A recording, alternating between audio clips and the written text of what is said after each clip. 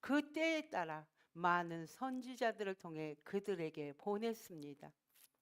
그러나 그들은 길을 닫고 솔로몬이 지혜를 구하는 기도, 하나님을 듣는 마음을 달라고 했는데 이들의 귀는 닫혀서 주님의 통치, 주님의 주권을 인정하지 않았습니다. 그리고 우리도 이웃 나라에, 주변 나라에 거대하게 잘 사는 나라같이 왕이 필요합니다.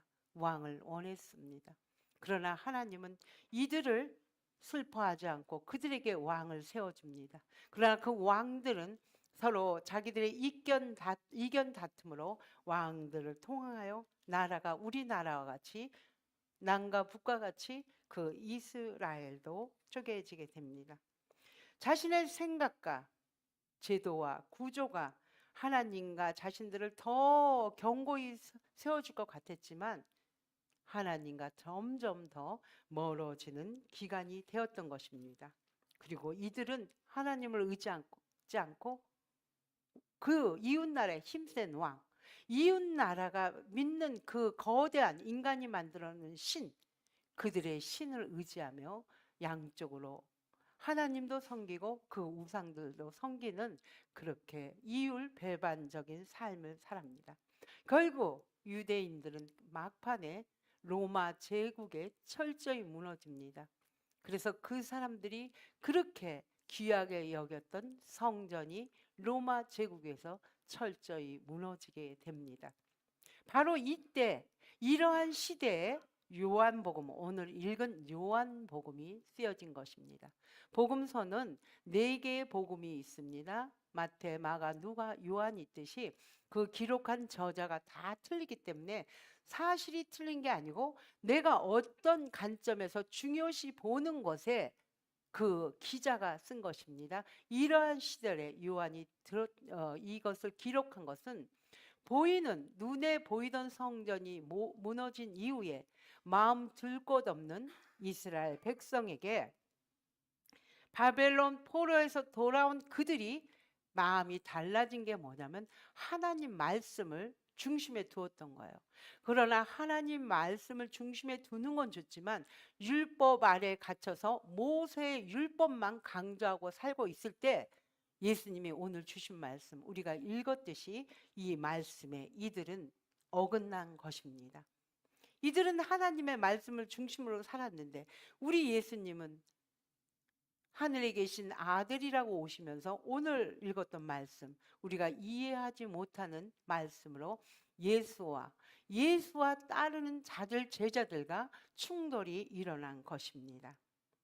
요한 공동체가 집중해서 쓴 게 오늘 우리가 우리가 편지를 볼 때 시작과 끝이 가장 중요하잖아요.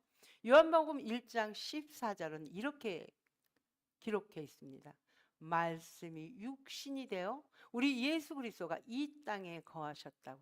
다시 말해 말씀, 우리가 읽는 지금 이 성경 말씀이 예수 그리스도라는 말씀이시죠. 그것이 우리 예수가 당신의 인간의 몸으로 이 땅에 와서 거하되는 말씀입니다.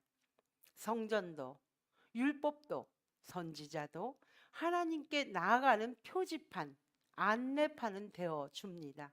그러나 직접 그 길을 걸어보지 않은 사람은 알 수 없듯이 우리 예수께서 이 땅에 오셔서 당신이 그 길을 직접 보여주신 것입니다. 그리고 아까 읽었던 51절, 54절, 55절에 예수님의 말씀을 우리는 떠올리는 것입니다. 나는 하늘에서 내려온 살아있는 떡.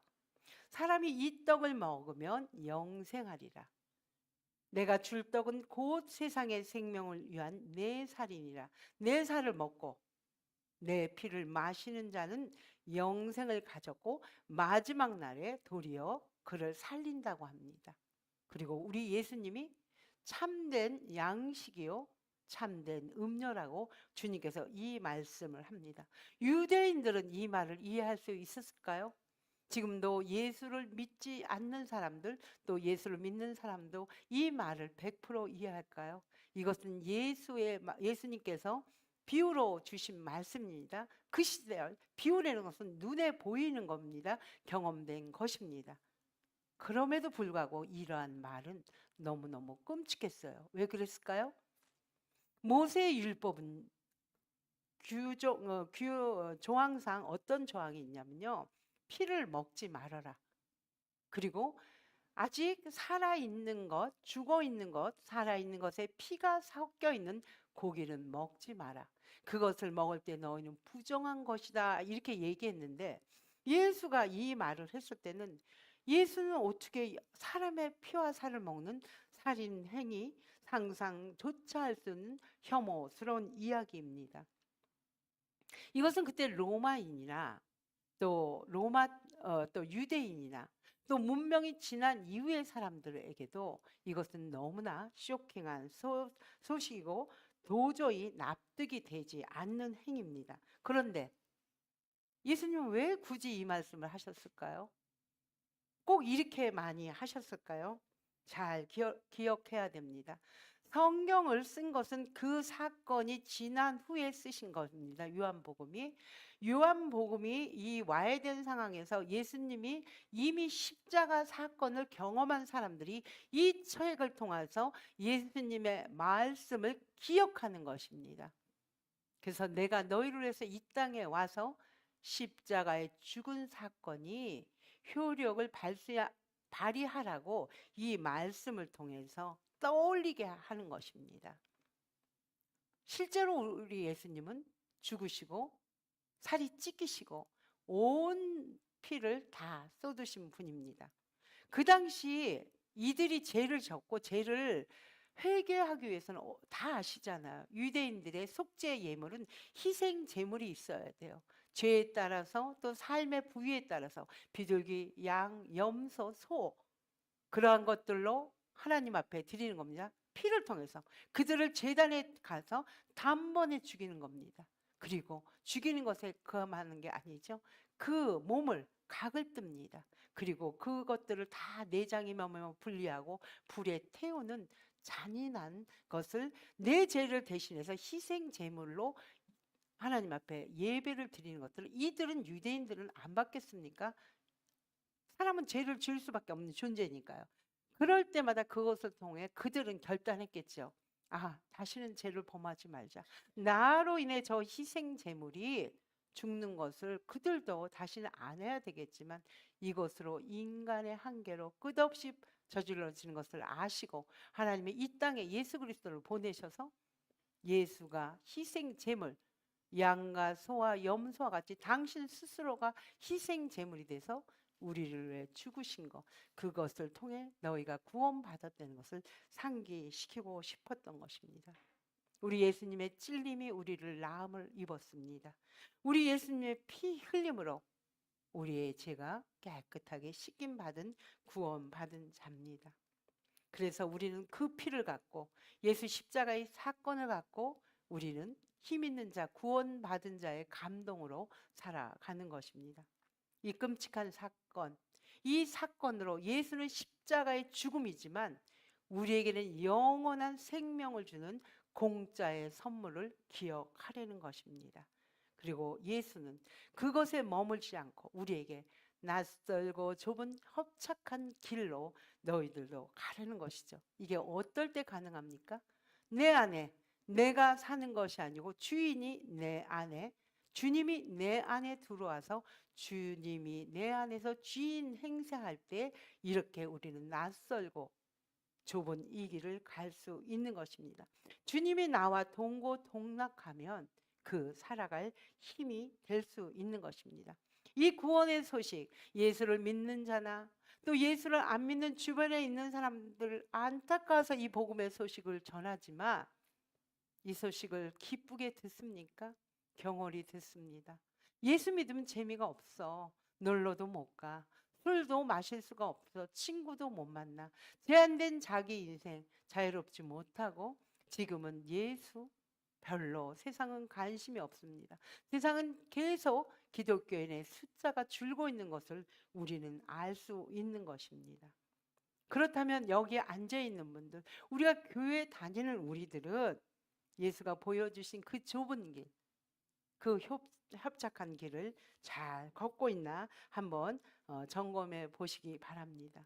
교회를 다니면 그냥 그 자체가 그 좁은 길을 걸어가는 길이 하나님께 나아가는 길이 아니라는 사실을 우리는 잊지 말고 기억해야 합니다. 물론 교회를 나와서 이렇게 시간을 구별하고 예배를 드리고 헌금을 드리고 봉사하는 이 예배 드리는 일 아주 귀한 일이죠. 그러나 우리는 그 존재, 그 가치를 뛰어넘어야 되는 사람들입니다. 어떻게? 내 살과 피를 먹으려면, 주님의 살과 피를 먹으려면 이렇게 오셔서 말씀을 통해서 주님의 말씀을 먹고, 그 말씀, 또 나 혼자 집에서 성경을 읽으면서 주님의 인격적인 그 말씀이 내 안에 들어와서 내가 변하는 거죠. 내가 주인 삶이었던 내가 변하고 내 안에 주님의 인격으로 변화되는 것입니다. 우리 매주일 성찬을 합니다. 늘 하는 것은 귀하게 여기지 않는다는 말도 있어요. 그러나 작은 교회니까 이것을 하기에 쉽고, 또 성찬이 예배와 함께 늘 거행되기를 주님이 원하셨기 때문에 우리 교회는 매주일 성찬을 합니다. 우리의 입술로 주님의 주신 피와 살을 먹었다고 입술로 고백하는 선에서 그치지 말라는 말씀입니다. 오늘 여러분들은 아침 뭐 드셨습니까? 내가 아침을 먹지 못하면 에너지가 없어 활동을 못해요. 그러나 아침이 나를 위해 희생해 주어서 먹은 그 에너지, 빵이 될 수도 있고 밥이 될 수도 있습니다. 그것이 내 에너지원이 돼서 활동을 하게 만듭니다. 내가 살아갈, 병들지 않고 살아갈 힘이 됩니다. 예수를 믿는 우리도 마찬가지입니다. 교회만 와서 끝나는 것이 아니고 이 말씀을 먹고 이 말씀이 내 안에 들어와서 예수님 닮은, 예수님의 마음을 갖고 예수님의 눈을 갖고 그것을 주님이 주시는 머리에서 주시는 손과 발을 갖고 주님이 이 땅에서 우리를 위해 기꺼이 희생한 것 같이 우리도 그렇게 살라는 것입니다. 그럴 때 내가 주인 삼은 것들이 있을 것입니다. 이전에는 나를 주인 삼은 거 돈일 수도 있습니다. 명예일 수도 있습니다. 권력일 수도 있습니다. 또 나의 이생의 자랑, 안목의 정욕일 수도 있습니다. 그러나 내 속에 주인 되신 예수가 들어오면 그것이 조용히 숨어지고 내 자리에서 그것이 행세를 하지 못하게 됩니다.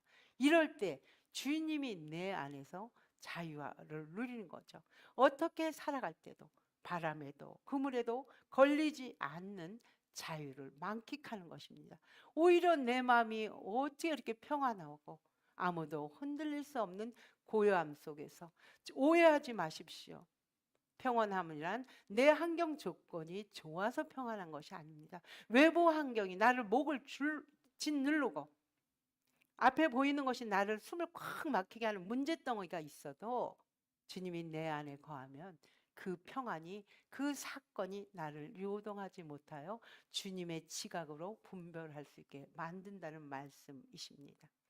고독한 우리의 인생길, 외롭다고 생각하지 마시고 그 안에 주님을 초청하시고 내 깊은 내 마음속에, 내 깊은 처소 속에 그분을 모셔드리기 바랍니다. 그럴 때 주님은 우리와 연대하십니다. 이렇게 살 때 내가 가난이 와도 두렵지 않습니다. 사람들이 나를 향해 욕을 해도 전혀 부끄럽지도 않고 화가 나지도 않습니다. 권력과 명예지가 재력이 우리에게 주어지지 않아도 절대로 슬퍼하지 않습니다. 왜? 우리는 죽어도 끝이 아니기 때문입니다. 우리에게는 하나님과 영원히 살아갈 수 있는 힘이 있기 때문입니다. 교회를 교회답게, 그리스도인을 그리스도인답게 살아가는 것이 은도 아니고 금도 아닙니다. 베드로가 고백합니다. 앉아서 걷지 못한 불편한 사람이 베드로에게 구걸을 할 때 베드로는 그 일시적인 은과 금을 주지 않습니다. 나에게는 은과 금이 없다. 나사렛 예수 이름으로 명하노니 일어나 걸으라. 이게 우리가 눈에 보이는 걷는 행위도 있지만 돈이 없어 죽어가고 쩔쩔매는 그들의 영혼 속에 우리가 담대하고 당당하게 그들과 함께 걸어가 줄 때 그들에게 복음을 전할 때, 그들에게 우리의 복음의 삶을 살 때 그들이 일어나 걸을 수 있다는 것입니다. 절망하고 낙심한 영혼들이 살아날 수 있다는 것입니다. 사랑하는 여러분, 우리가 이렇게 그리스도인이 돼서 이렇게 담대하게 말할 수 있고 이 말씀을 듣고 아멘, 아멘 이렇게 살아야 되겠지. 이 길이 우리의 유일한 통로가 어떻게 생겨났을까요? 예수 그리스도 때문입니다. 우리가 하나님과 단절된 우리가 살아날 수 있는 게 예수 그리스도 때문입니다. 압니다. 이것을 알아서 주님 곁으로 한 걸음 한 걸음 걸으려고 우리도 노력을 합니다. 다가서려고 합니다. 그럴 때마다 어떻게 악한 것들은 알고 다른 것들이 우리를 탁 하고 가라앉게 합니다. 이것 때문에 저것 때문에 장애물을 만들어 영원한 주님과 함께 가는 생명길을 우리에게 늘 그 길을 걷지 못하게 합니다. 하지만 이런 환경들 우리를 위협하지만 믿음이 이겼네. 믿음이 이겼네. 주님의 이름으로 이것을 우리는 승리할 수 있다고, 주의 이름으로 우리는 승리할 수 있다고 고백하는 여러분들입니다. 세상은 지금 암과 박, 전쟁과 지진과 기근과 홍수와 불과 이렇게 요동하고 있습니다. 또 이렇게 날이 너무 더워서 올해는 더 더워 하는 말씀들을 많이 해요. 유난히 땀을 안 흘리는 요 여름 더 힘들고 지친다는 말씀을 많이 하는 이때 또 코로나까지 재확산되어 우리의 건강 염려로 우리의 삶을 움츠러 들게 합니다.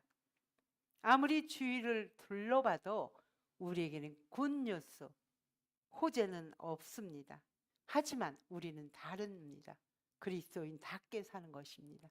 이사야 40장 1절에서 3절, 4절은 이렇게 얘기합니다. 하나님의 백성을 위로해라. 하나님의 백성을 국한시키지 마세요. 예수를 안 믿어도 하나님의 자녀이기 때문에 모든 사람이 하나님의 백성입니다. 먼저 믿은 우리, 은혜 받은 우리들은 하나님의 백성을 위로하는 것입니다. 어떻게? 외치는 자의 소리로, 우리의 소리로, 우리의 손과 발과 우리의 마음으로 우리는 외칩니다. 강야에서 그들에게 길을 내주는 것입니다. 높은 산을 낮게 우리는 주는 것입니다. 사막에서 하나님의 대로를 평탄하게 하는 우리들입니다. 높은 골짜기를 낮게 도주며 협곡이 있고 힘든 이 모든 것을 평지가 되는 역할을 그리스도인 우리를 통해 하나님 하게 원하십니다. 사랑하는 여러분, 아까 프로스트의 시, 로버트 프로스트의 시를 가지 않는 길, 저는 힘들 때마다 이 길을 많이 생각할 때가 있습니다. 명상을 하죠. 이것을 예수 그리스도의 생각으로 갖고 명상을 합니다. 우리 인생은 하나님을 부르시는 그날까지 매 순간 갈림길에 있습니다. 하나님은 우리가 다양하기 때문에 똑같은 길을 내주시지 않았습니다. 누구나 갈림길이 있습니다. 그 고비고비 인생마다 그것을 선택하는 것은 우리의 몫입니다. 우리의 선택의 방향에 따라 우리의 운명은 바꿔지는 것입니다. 어떤 길도 정답은 없습니다. 누가 말한다고 그 길은 정답이 아닙니다. 각자 삶의 방식, 삶의 형편, 처지가 다르기 때문입니다. 경험한 척도가 다르기 때문이죠. 그러나 주님께서는 우리에게 이렇게 얘기하는 것 같습니다. 우리의 다양성을 가진 날갯짓으로 주님과 함께 그물에 걸리지 않는 바람처럼 함께 날아보지 않으래, 이렇게 물어보시는 것 같습니다. 기도하겠습니다. 좋으신 아버지 감사합니다.